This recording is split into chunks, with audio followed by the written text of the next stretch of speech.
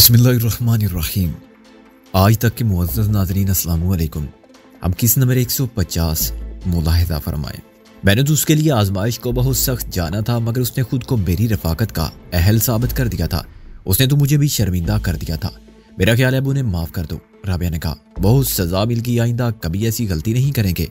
कैसी गलती डार्लिंग? मैंने पहली बार राबिया के लिए ये लफ्ज़ इस्तेमाल किया, यही अपनी औकात फरामोश ना करने की। राबिया ने कहा, अच्छा तुम कहती हो तो माफ़ कर देते हैं। मैंने वसीउल कल्ब शोहर की तरह कहा, दे दो इनके पैसे भी इन्हें। राबिया ने बरोन लिफाफा आगे बढ़ाया। वो सब साकत उस सामत खड़े एक दूसरे से नजरें चुराते रहे। किसी ने हाथ बढ़ा के लिफाफा पकड़ने की जुरात नहीं की। वो कैसे यकीन कर सकते थे कि इतनी पिटाई के बाद उन्हें ये इनाम मिलेगा।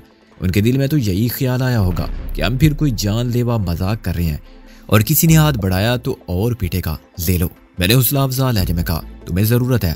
प्रिंसेस लिफाफा नीचे रख दो। राबिया ने लिफाफा नीचे रखा और मेरे साथ आ खड़ी हुई। वो उसी तरह बुत बने खड़े रहे। आइंदा भी कभी पैसे की जरूरत पड़े तो आ जाना। मैंने कहा, जरूरत में आदमी आदमी के काम आता है। यह भी तो हो सकता है कि कल किसी के काम के लिए हमें तुम्हारी मदद की जरूरत पड़ जाए। उन्होंने एक दूसरे की तरफ देखा। क्या इस बात का मतलब ये निकाला जा सकता है कि मैं इनको अपने गुरोह में शिरकत की दावत दे रहा था? इस बात के तो वो कायल हो चुके थे कि लाहौर का सबसे बड़ा और खतरनाक तरीन बदमाश मैं हूँ। मेरी दहशत उनके दिलों में बैठ गई थी और मैं उन्हें अपने मकासद की खातिर इस्तेमाल करने की सोच रहा था। जो हमारे काम आए वो नुकसान में नहीं रहता। मैंने बदमाशों के पुरगुरूर लहजे में कहा, जैसे हमसे टकराने वाला फायदे में नहीं रहता। जितना पैसा जरूरत पड़ेगी मिलेगा और हम हिफाजत भी करेंगे। तुम सबके नाम पते हम साथ ले जा रहे हैं। वैसे भी एक बार शक्ल देख के हम आदमी को ऐसे निकाल देते हैं जैसे कुएं में डूबा हुआ ढोल। ये भी जगह देख लिया है हमने। प्रिंसेस तुम चल के अपनी गाड़ी में बैठो, मैं आता हूँ। प्रिंसेस के सामने मैं ये वर्दी नहीं मांग सकता था। मैंने उस्ताद गोली से कहा, ये होटल फारान की है और हम जहाँ रहते हैं वहाँ की कोई चीज नहीं उठाते। लेकिन मैं उस्ताद ने बमुश्किल तमाम थूक निकल के कहा, तुम्हारे साथ 3 आदमी और हैं। मैंने कहा, कुछ न कुछ ला देंगे तुम्हें। यहाँ कौन देखने वाला है अपनों के सिवा? जब उस्ताद मोहतरम ने शागिर्दान अजीज के सामने वेटर की वर्दी मेरे हवाले की तो उनकी हालत देखने के काबिल थी। बिलाशुबा जमीन शक हो जाती तो वो इसमें समाना पसंद करते। पहले उनकी क्या कम खातिर तवादे हुई थी कि चलते चलते मैंने उनकी इज्जत भी उतार ली। वो एक कोने में दुबक कर और मुंह छुपा के बैठ गया। मेरी बीवी को हराफा किसने कहा था? मैंने वर्दी को समेट कर गोला सा बनाया। तुमने? मैंने चुटकी बजा के डिक्की को मुतवज्जो किया जो अब उठ बैठा था। बाहर जाओ, गाड़ी में प्रिंसेस बैठी हैं, उनसे कहो कि मैं आपको हराफा कहने की माफी मांगता हूँ। मैं खुद कुत्ता हूँ। ये बहुत सख्त सजा थी डिक्की जैसे बर्द को जो खुद को बदमाश समझता था। एक औरत के सामने हाजिर होकर माफी नहीं मांगनी थी, अपने आप को कुत्ता भी कहना था। खुद अपनी नजर में इस हद तक गिरना बहुत मुश्किल काम था। चुनाचे वो बैठा रहा। मैंने आगे बढ़कर उसे बालों से पकड़ा और सीधा खड़ा कर दिया। जाते हुए या मैं दूसरे तरीके से ले जाऊं, कुत्ते की तरह गले में पटा डाल के घसीटता हुआ। मैंने वेटर की वर्दी में से चमड़े की बेल्ट निकाली और उसे दरवाजे की तरफ धकेला। वह यूं आगे बढ़ा जैसे फांसी के तख्ते की तरफ बढ़ रहा हो। इतना ऊंचा कहना कि मैं सुन लूं, वरना मुझे प्रिंसेस से तस्दीक के लिए आना पड़ेगा। मैंने कहा, मैं जानता था कि उसके दिल पर क्या बीत रही होगी, लेकिन उसे मरूब दहशत ज़दा करने और नफसियाती तौर पर मुज़ाहमत के नाकाबिल बनाने के लिए ये सब जरूरी था। वो गया और फिर अंदर आके यूं खड़ा हो गया जैसे अपने बाप को दफना के आया हो। अब हम जा रहे हैं, मैंने बारूब आवाज में कहा। तुम्हारी गाड़ी के डिस्ट्रीब्यूटर कैब हम साथ ले जाएंगे। शोर मचाने की तुम्हें इजाजत है। सबसे पहले तुम्हारी मदद के लिए हम ही आएंगे। खुदा हाफिज। जब हम उस गहरी से दूर निकल आए तो मुझ पर हंसी का दौरा पड़ा। मैं इतना हंसा कि मेरे आंसू निकल आए। और राबिया ने भी जो गाड़ी चला रही थी हंसते हंसते कहा, खुदा के लिए बस करो, गाड़ी काबू से बाहर हो जाएगी। लेकिन मैं हंसता रहा। उस वक्त रात के 12 बजने वाले थे। बातें तो बहुत थी, लेकिन मैंने सुबह पर उठा रखी और गाड़ी लाहौर होटल की तरफ मुड़ गई। वाकई जैसी रूह वैसे फरिश्ते। मैंने कहा, तुमने तो उस वक्त वो कमाल कर दिखाया कि मेरा जी चाहता है। क्या जी चाहता है? राबिया ने हंसते हुए रवानी में पूछ दिया। बस छोड़ो, जो दिल चाहता है उसका इजहार नहीं हो सकता। मैंने कहा, संसर के कवानीन बहुत सख्त हैं, बदतमीजी नहीं चलेगी। राबिया ने मसनूई गुस्से से कहा, लेकिन मेरी तरफ देखा नहीं। चश्मे तसव्वुर से मैंने उसका हया आलूद चेहरा देखा।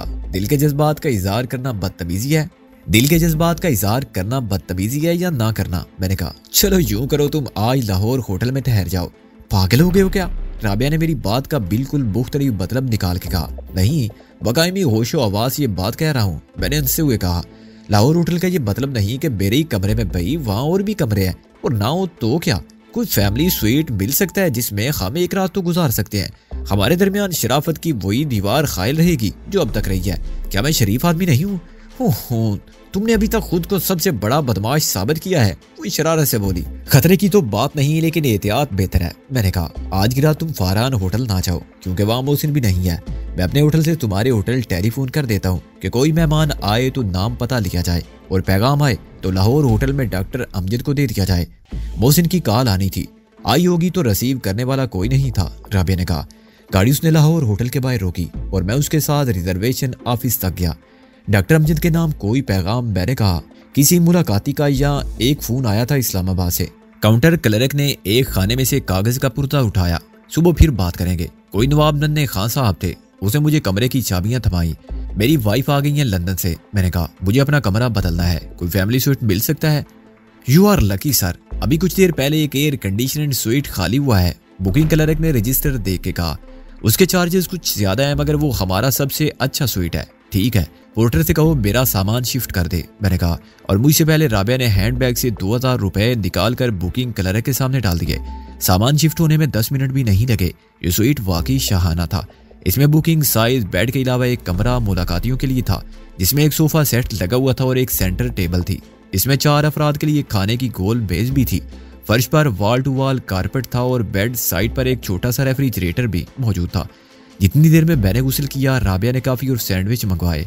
शानदार बाथरूम में गर्म और ठंडे पानी की लाइन थी और इस गर्म पानी से गुस्ल एक नेमत साबित हुआ, जिसने मेरी सारी थकन दूर करके रख दी। राबिया ने सिर्फ हाथ मुंह धोने पर इक्तफा किया।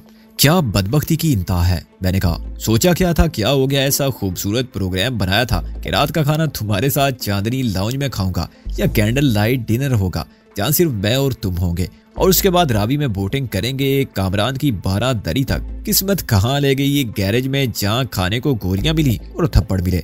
एक तो इश्क की बार और दूसरी दर्दे फुरकत की बार, तीसरी भूख की और चौथी उस्ताद गोली बोनट टिक्की और पाने की बार। राबिया हंसी। वो कुछ कहना चाहती थी कि वेटर ने ना किया और इजाजत मिलते ही अंदर आ गया। खाना तो तुमने भी नहीं खाया होगा। मैंने ट्रे को गौर से देखा, ये तो बहुत कम है। फिर मैं वेटर से मुखातिब हुआ, देखो इतना ही और लाओ जरा जल्दी, इससे पहले कि ये खत्म हो। वेटर ने जैसर कहा और गायब हो गया। तुमको मायूसी तो बहुत हुई होगी मुझे गायब पाके, मैंने सैंडविचों पर हमला करते हुए कहा। समझा होगा कि मैं फिर बोका महल का ख्याल किए बगैर कोई मुहिम सर करने निकल गया। नहीं, मुझे यकीन था कि तुम अपनी मर्जी से कहीं नहीं जाओगे, वो बोली और एक सैंडविच उठा लिया। बिल्कुल ठीक सोचा था तुमने। बाखुदा फरिश्ते अजल भी आता तो मैं थोड़ी सी मोहलत मांगता कि एक नजर उसे देख तो लूं। राबिया के चेहरे पर हया का रंग बादल के साए की तरह आया और गुजर गया। मैं बहुत फिक्रमंद हो गई थी।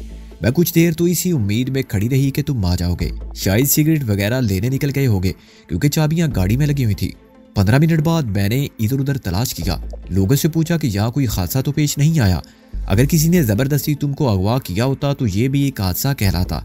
कोई ना कोई मुझे बता देता, लेकिन किसी ने कुछ नहीं देखा। दूसरी जानिब एक शख्स ने सिर्फ इतना कहा कि हादसा तो हुआ, एक स्कूटर वाला कार से टकरा गया, मगर अल्लाह ने फजल किया, कोई ऐसी वैसी बात नहीं हुई। मैं आधे घंटे तक परेशान रही, फिर कमरे में लौट आई और बिस्तर पर लेट कर रोने लगी। मैंने खाते खाते लुकमा दिया हुआ था, यही कि नहीं? जी नहीं, राबिया चल के बोली। मैं बहुत खुश थी, चुनाचे बहुत हंसी और फिर वो गाना गाने लगी। तू कौन सी बददिली में है मेरे चांद आजा। इतना पुराना, ये तो गालिबन तुम्हारी वो मेरा मतलब है नानी दादी गाती होगी। तकसीम से पहले मैंने कहा, जैसे मेरे अब्बा गाते थे, चल रे चल नौजवान ऊंची तेरी शान। राबिया हंसी। खैरियत से लौट आए हो ना? तो शो ही सूझ रही है, या मेरी जो हालत थी उसका अंदाजा है? वो यकलख संजीदा हो गई और उसकी आवाज बर्रा गई और उसने सैंडविच रख दिया। रंजो आलम का वो गुबार जो उसके दिल में जमा था ठेस लगते ही बहने लगा। उसने दोनों हाथों से मुंह छुपा लिया। अरे पागल, मैंने खाना छोड़ के उसके दोनों हाथ हटाए। रो रही हो? उस वक्त तो इतनी हिम्मत से साथ निभाया और अब ये आंसू जब वक्त गुजर गया है। कसम खुदा की राबिया, मैं अपने दिल की क्या कहूँ, अल्फाज में वो कैफियत कैसे बयान हो सकती है। मेरी नजर में तो तुम थी, तुम्हारा वो रूप जिसकी ये आंखें मुंतजिर थी। इससे बड़ा जुल्म और क्या हो सकता है मुझ पर, जो तकदीर ने किया। इस जर्द फूलों वाली दीली साड़ी में तुमको बहवे इंतजार तस्वुर करता था तो मेरे दिल पर आरे चलने लगते थे और जिगर का खून आंखों में आता था, मगर मैंने उसे भी एक आजमाइश समझ के कबूल किया। और अब मैं सोचता हूँ कि अगर हमने 2 घंटे किसी चांदनी लाउंज पर कैंडल लाइट डिनर में गुजार लिए होते तो हमें ज्यादा खुशी मिलती। या अब चंद घंटे की जुदाई के बाद फिर बिल के हासिल हुई है। ये खुशी कितनी बड़ी, कितनी सच्ची और अनमोल है। ये रात हमारी मोहब्बत पर एक सदाकत की मोहर सब्त कर गई है कि हम एक दूसरे के लिए बने हैं, ना एक दूसरे के बगैर मर सकते हैं और ना जी सकते हैं। आहिस्ता आहिस्ता उसके आंसू थम गए। फिर वेटर दस्तक देकर अंदर आ गया और मैं थोड़ा सा खफीफ होकर अपनी जगह जा बैठा। वेटर ने मुहज्जब होने का सबूत देते हुए मियाँ बीवी के झगड़े के मुताल्लिक बिल्कुल तजस्सुस का इजहार नहीं किया, लेकिन ये गौर किया कि एक ट्रे को नाकाफी समझने के बावजूद हमने अभी तक कुछ नहीं खाया। वो दूसरी ट्रे रख के निकल गया तो मैंने राबिया को सैंडविच पेश किया। रोने से तुम्हारे दिल का और आंखों का गुबार निकल गया होगा, मैंने कहा। दुल के रंग और निखर आया है। चश्मे अब दूर, अब कुछ खा लो और सिलसिला वहीं से शुरू करो जहां से अश्कों के सैलाब ने तोड़ा था। वो शर्मीले अंदाज में मुस्कुराई। तुम उन लोगों के नरगे में कैसे फंस गए थे? फंस गया था, वही होता है जो मंजूर खुदा होता है। अब मुझे ही देखो, कहाँ चैन से लंदन में बैठा था, यहाँ के कहाँ कहाँ फंस गया। मैंने कहा, क्यों और कैसे का जवाब कोई नहीं हो सकता। उस्ताद गोली ने मुझे पहचान लिया था। मैंने भी तुम्हारी तहरीर पहचान ली थी, राबिया ने कहा। उस्ताद गोली ने वो एक सतर का पैगाम पेश किया तो मैंने समझ लिया था कि मामला गड़बड़ है। उसमें गड़बड़ का जिक्र तो नहीं था, मैंने कहा। कोई SOS नहीं दिया था, मैंने कहा। अगर तुम लिखते कि 15,000 दे दो, राबिया बोली, तो मैं शक ना करती। और यही 2 लफ्ज गैर जरूरी थे जो मुझे खटके। मेरा फिर वही दिल चाहता है, मगर खैर, मैंने कहा। तुमने कमाल जानत का सबूत दिया, या मेरे दिल की बात तुम्हारे दिल ने समझ ली। हकीकत यह है कि मेरा मकसद भी और कुछ नहीं था। उनके सामने मैं कैसे लिखता कि मेरी जान खतरे में है, फिर वो पैगाम लेकर आते हुए डरते। मैंने उनको तसल्ली दी कि पुलिस का चक्कर छोड़ो, तुम खुद चक्कर में आ जाओगे। जाओ और मेरी बीवी से 10 के 15 ले लो। मैंने खाना खत्म किया और कॉफी का कप लेकर बिस्तर पर लेट गया। और बहुत तीर मारा था जनाब ने, ये दावा करके वो शर्मा के हंसी और मेरे पास बैठ गई। तीर भी मारेंगे किसी दिन, देख लेना, मैंने कहा। अभी तो दिल पर तीर खाने बैठे हैं। उसने यानी उस्ताद गोली ने यही कहा होगा तुमसे कि आपके वो मंगवा रहे हैं। राबिया फिर हंसी। मैंने किसी किस्म की परेशानी या घबराहट का मुजाहरा नहीं किया था। अगर मैं ऐसा करती तो वो भाग जाता या अपनी जान बचाने के लिए मेरी जान लेता। मैंने पैगाम पर गौर किया और उसे तशरीफ रखने को कहा। उससे पूछा कि सिकंदर साहब खैरियत से तो हैं? बोला, बिल्कुल खैरियत से हैं जी, बस वो खुद नहीं आ सकते, इसलिए मुझे भेज दिया। मैंने कहा, तुम दोस्त हो उनके? और उसने कहा, दोस्त क्या, खादिम है जी। फिर मैंने पूछा, ये 15,000 किस लिए मंगवाए हैं उन्होंने? और वो बोला, होगी कोई जरूरत, मुझे नहीं बताई उन्होंने, बस ये कहा था कि वो कोई सवाल किए बगैर दे देंगी। वो कौन? मैंने शरारत से कहा। गोया मेरी जोजा मोहतरमा, मैं समझ गया। अब तुम शराफत से नहीं सुनोगे तो मैं नहीं बोलूंगी। वो लाल होके बोली, ये मुंह और मसूर की दाल। मसूर की दाल? मैंने चेहरे पर हाथ फेरा। मुंह तो खैर ठीक है, तुमने खुद को मसूर की दाल कैसे समझ लिया? तुम तो घर की मुर्गी हो जो दाल के बराबर होती है, मगर दाल कौन सी होती है? कलाम के साथ ताम जारी रखो। वो कुछ डरा हुआ था। राबिया ने मेरा साथ देते हुए कहा। मैंने जितनी देर में 15,000 निकाले और गिने, इतनी देर में तरतीब मेरी समझ में आ गई। मैंने बड़ी शराफत से चाय के लिए पूछा और उसके इनकार के बावजूद घंटी दबा दी। वो नर्वस तो हुआ, लेकिन वेटर के आते ही मैंने नजर उठाए बगैर उसे फौरन चाय लाने को कहा और उस्ताद गोली के ज़हन से खतरे का ख्याल ही निकल गया। मैंने नोट गिनने का अमल जरा सुस्त रखा। वेटर चाय लेकर गया तो मैंने उस्ताद गोली से कहा कि चाय बनाए। उसने मुतमईन होकर रिवाल्वर सोफे पर अपने करीब रखा और चाय बनाने लगा। मैंने वेटर को रोका और डांटा कि ये क्या खाली चाय उठा लाए हो? मेहमान बैठे हो तो साथ कुछ खाने के लिए लाना चाहिए। वेटर शर्मिंदा हुआ और कुछ कहना चाहता था कि उस्ताद गोली ने उसकी तरफ देखा और उसे मना कर दिया। बस वही एक सेकंड था जब मैंने नोट फेंक कर झपटा मारा और रिवाल्वर पर कब्जा कर लिया। वो और वेटर सदमे या हैरत से मुंजमिद हो गए। उस्ताद गोली सोच भी नहीं सकता था कि वो औरत जो इतनी शराफत का सलूक कर रही है और नोट गिनने में मसरूफ है, पलक झपकने में कामयाबी को नाकामी में बदल देगी। मैंने कहा, इस गलतफहमी में मत रहना कि मुझे रिवाल्वर चलाना नहीं आता, कहो तो तुम्हारे कान को उड़ा दूं। उसकी हालत गैर होगी, लेकिन उससे ज्यादा वेटर को परेशानी हुई। मैंने उसे दरवाजे से दूर होकर पीछे हट जाने का हुक्म दे दिया। फिर उस्ताद गोली से मुखातिब होकर मैंने कहा, वैसे तो मैं तुमको पुलिस के हवाले भी कर सकती हूँ और होटल वाले खुद ये काम कर सकते हैं, मगर मैं तुमसे खुद निमटना चाहती हूँ। पहले ये बताओ कि सिकंदर तुम्हारे पास कैसे पहुंचा? उसने बता दिया। फिर मैंने कहा, इस वक्त वो कहाँ है? उस्ताद गोली ने जवाब देने में ताखीर की तो मैंने रिवाल्वर का सेफ्टी कैच हटाकर निशाना लिया और कहा, मैं किसी तसब्जुब के बगैर तुमको जान से मार डालूंगी। मैं अकेली औरत हूँ और तुम एक बदमाश। होटल में मुझे लूटने के लिए घुस आए थे।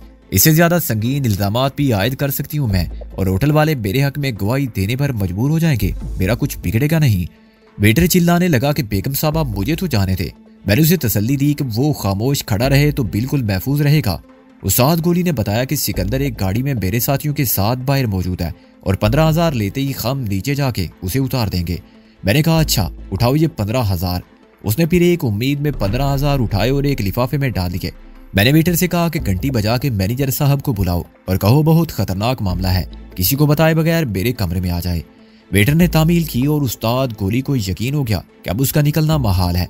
उसने कहा, प्रिंसेस तुम्हारे शोर ने धोखा किया है और तुम समझती हो इस तरह वो बच जाएगा। तुम 15,000 तो बचा लोगी, लेकिन उसकी जान नहीं बचा सकोगी। अगर मैं वापस ना गया तो उसे कोई नहीं छोड़ेगा। मैंने कहा तुम और हम एक साथ वापस जाएंगे, बेसब्रे क्यों होते हो? इतनी देर में मैनेजर खवास बाख्ता पहुंचा और दरवाजे से अंदर कदम रखते ही उस पर बिजली गिरी। अंदर अजीब सनसनीखेज फिल्मी मंदिर था कि मैं रिवाल्वर लिए एक अजनबी को हैंड अप कराए खड़ी हूँ और वेटर थर थर कांप रहा है। मैंने अंग्रेजी में बात की तो उस्ताद गोली की हालत नाकाबिले दी थी। उसकी समझ में कुछ नहीं आ रहा था और वो बोल भी नहीं सकता था। उसकी हरदम की रायगा गई थी और वह बड़ी आसानी से अपने ही फैलाए हुए जाल में ऐसा फंसा था कि निकलने की कोई सूरत नहीं बची थी। मैनेजर के आने के बाद उसे कोई उम्मीद ना रही। अब ना वो धमकी दे सकता था और ना फरार हो सकता था। मैंने मैनेजर से कहा कि कुछ लोगों ने बेरेशोर डॉक्टर अमजद को यरगमाल बना लिया है। वो लंदन से कराची और कराची से लाहौर पहुंचे थे। एयरपोर्ट पर इन बदमाशों ने उन्हें टैक्सी में बिठाया और अब उनका एक आदमी मुझसे 15,000 रुपए वसूल करने आया था, जिसे मैंने काबू कर लिया। मैनेजर दम बखुद सुनता रहा और फिर बोला कि मैडम, इस केस में खुद कुछ करने की बजाय फौरन पुलिस को तलब करना चाहिए। मैंने कहा अगर केस पुलिस में गया तो बेरेशोर की जान खतरे में पड़ जाएगी। उन लोगों का कोई एतबार नहीं, ये उन्हें जान से मार देंगे। मैनेजर ने पूछा तो क्या आप 15,000 देना चाहती हैं? और मैंने कहा कि 15,000 तो मैं दे चुकी हूँ, आप देख लें, इसकी जेब में मौजूद है। और मैनेजर ने देखा तो रकम बरामद होगी। फिर अब क्या करना चाहती हैं आप? वो बोला। और मैंने कहा मुझे अपने शोर को छुड़ा के लाना है और इस काम में आप मेरी मदद करेंगे। उसने कहा मदद क्यों नहीं करूंगा मैडम, आप हुक्म करें। मैंने कहा डॉक्टर अमजद नीचे होटल के करीब ही किसी गाड़ी में इस शख्स के साथियों के साथ बैठे हैं। मैं इसके साथ जाऊंगी और उन्हें साथ लेकर आऊंगी। मैनेजर ने कहा यह बहुत खतरनाक काम होगा मैडम, वरना ये बदमाश 15,000 रुपए ले गया और इन्होंने डॉक्टर अमजद को मार दिया तो मैं क्या करूंगी? अभी तो मैं इसको गन पॉइंट पर ले जाऊंगी, बाहर मेरी अपनी गाड़ी मौजूद है, ये उसी में जाएगा और जब डॉक्टर अमजद को छोड़ दिया जाएगा तो मैं इसे छोड़ दूंगी। वो लोग भी नीचे किसी गाड़ी में इंतजार कर रहे हैं, लेकिन ना तो मैं उनकी गाड़ी पहचानती हूँ और ना इन लोगों को। मैनेजर परेशान हो गया और कहने लगा मैडम, मालूम नहीं आप ऐसा क्यों कर रही हैं, यही काम पुलिस भी कर सकती है। बेशक आपकी हिम्मत जुरात ने मुझे बेहद मुतासिर किया है। आप बहुत गैर मामूली औरत है कि अपने शोहर की खातिर खुद जान की बाजी लगा रही हैं, लेकिन मैं कहता हूँ ये सब जरूरी तो नहीं है। मैंने कहा मैनेजर साहब, पुलिस को देखते ही इन्होंने मेरे शोहर को मार के बाहर फेंक दिया और भाग गए तो मैं क्या करूंगी? मैं तो ये भी नहीं जानती वो कौन है और उन्होंने ऐसा क्यों किया। हमारा तो कोई दुश्मन भी नहीं और ये काम यकीनन बहुत घटिया छोटे मुजरिमों का है, वरना वो सिर्फ 15,000 ही क्यों मांगते, 15 लाख मांगते। मैनेजर ने कहा अच्छा बताइए मैं क्या करूं, लेकिन बाद में खुदा के लिए मुझे इल्जाम मत दीजिएगा। मैंने कहा आप कुछ मत करें और डरने की कोई बात नहीं, आपका नाम तक नहीं आएगा इस केस में, बल्कि किसी को मालूम तक नहीं होगा कि डॉक्टर अमजद का अगवा हुआ था। आप सिर्फ इतना करें कि एक वेटर की यूनिफॉर्म मुझे फराहम कर दे। वो इतना हैरान हुआ कि उसका मुंह खुला का खुला रह गया। मैंने वजाहत की और कहा देखिए मैनेजर साहब, यहाँ से मैं किसी आम आदमी के पीछे रिवॉल्वर लेकर और उसे हैंड अप करा के नहीं जा सकती। 10 आदमी देखेंगे और शक करेंगे। मैं इसको वेटर की वर्दी में ले जाऊंगी, इसके सर पर मेरा सूटकेस होगा जिसे ये दोनों हाथों से थाम कर रखेगा, चुनाचे इसके दोनों हाथ तो खुद ही सर से बुलंद होंगे। ये आगे रहेगा और मैं दुपट्टे के नीचे रिवॉल्वर लेकर चलती जाऊंगी।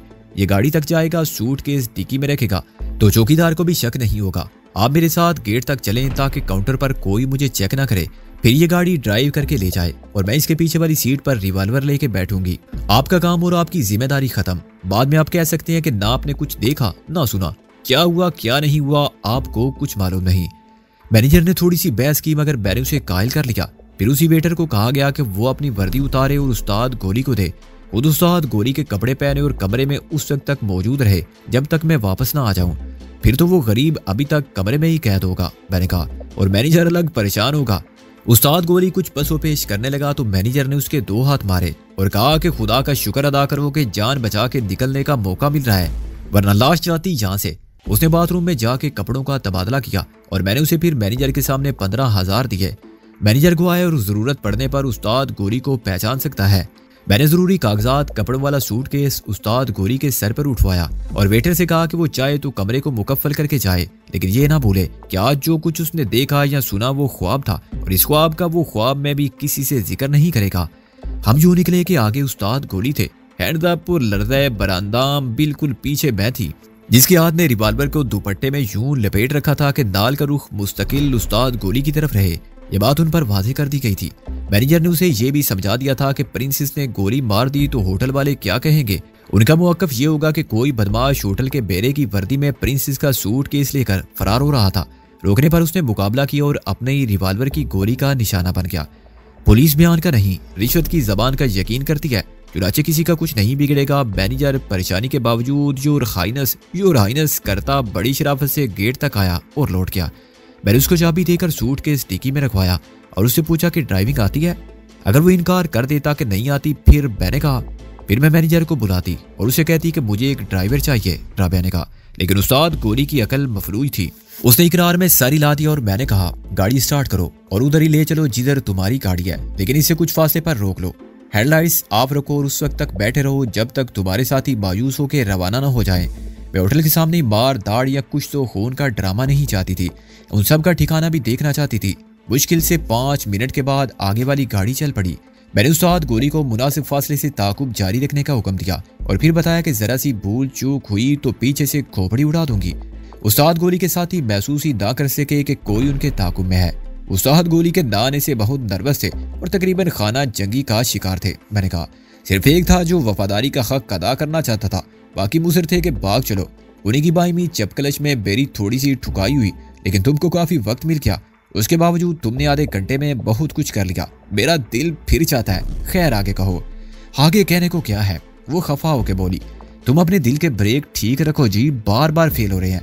ये ना हो कि मुझे सोने के लिए वापस होटल फारान जाना पड़े। तुम जाओगी तो क्या मुझे नहीं जाना पड़ेगा?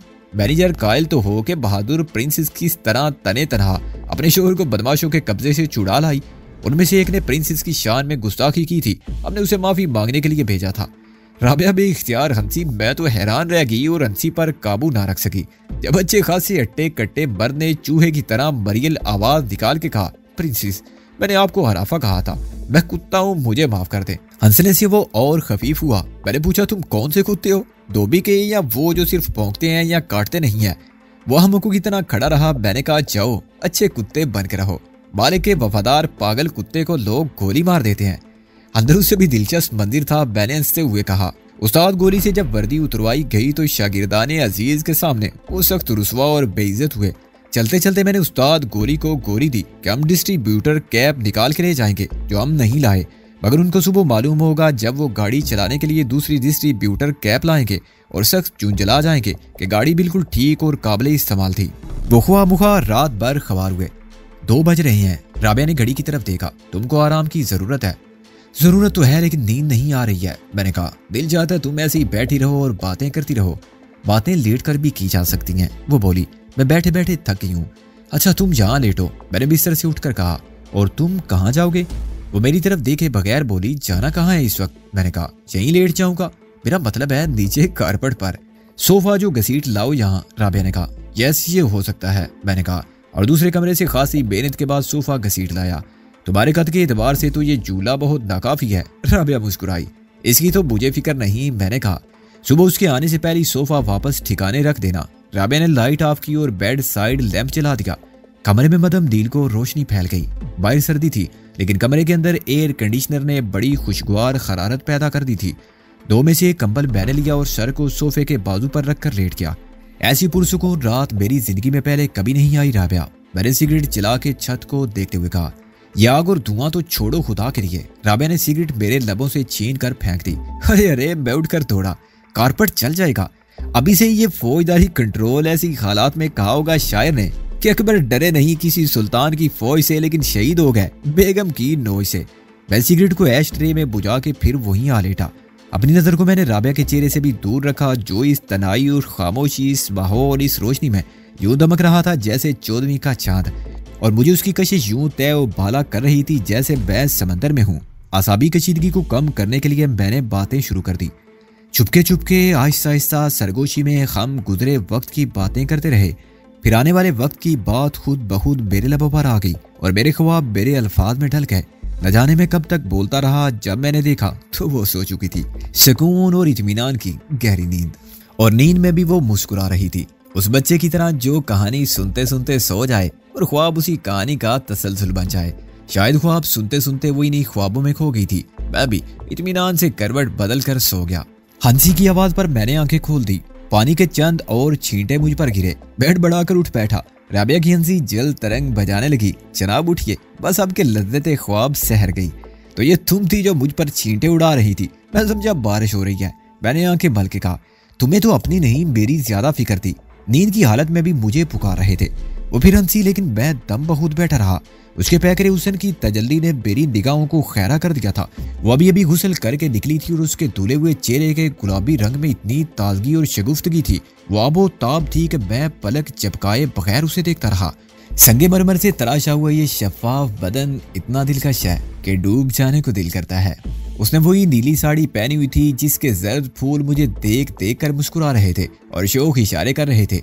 राबिया की रोशन आंखों में खया का रंग था और प्यार का रंग था, गुरूर का और फतेह का रंग था, और वो सब रंग थे जो मोहब्बत के रंग होते हैं। खुली आंखों से बैठे बैठे फिर सो गए? राबिया ने झुककर कहा और मेरी आंखों में झांका। क्या देख रहे हो?